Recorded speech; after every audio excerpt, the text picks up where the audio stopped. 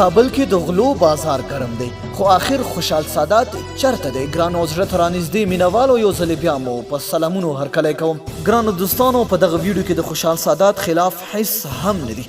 په پلازمینه کابل کې د سړک سر غلاوې ورځ تر بلې ډېرېږي او له کابله یې ځنګل جوړ کړی چې هیڅوک په ارامه نشي ګرځېدی.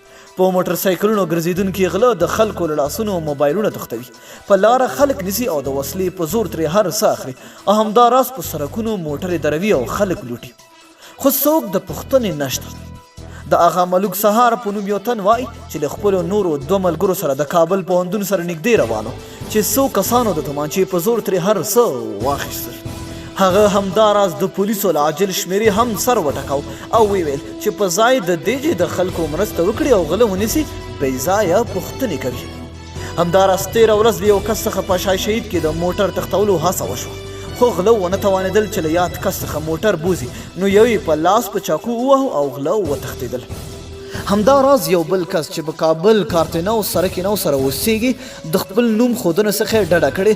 موږ ته یې دارنګې ویل چې د کرکټ اکاډمۍ څخه کور ته روان شوم، په لاره کې غلو ودرولم او د کور مخې ته یې زما موبایل او پیسې رانه واخیستې.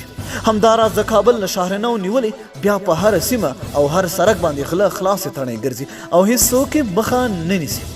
هر ورځ له خلکو څخه موبایلونه تښتول کیږي، خو ډیری کسان بیا پولیسو ته عریضه هم نه کوي. یو کس چې خپل نوم یې ونه ښود ویل چې 3 موبایلونه ترې تښتول شوي، له همدې امله پولیسو ته عریضه نه کوي چې هیڅ ګټه نه لري.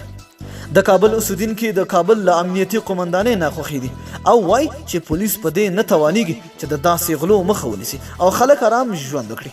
له همدې امله د کابل اوسیدونکو د کورنیو چارو وزارت امنیتي معین جنرال خوشحال سادات نه غوښتنه کړې چې په کابل کې د غلاو مخه دې ونیسي، ځکه د کابل نه دغه غلو له لاسه ځنګل جوړ شوی او هیڅوک په ارام زړه په ښار کې نشي ګرځېدی.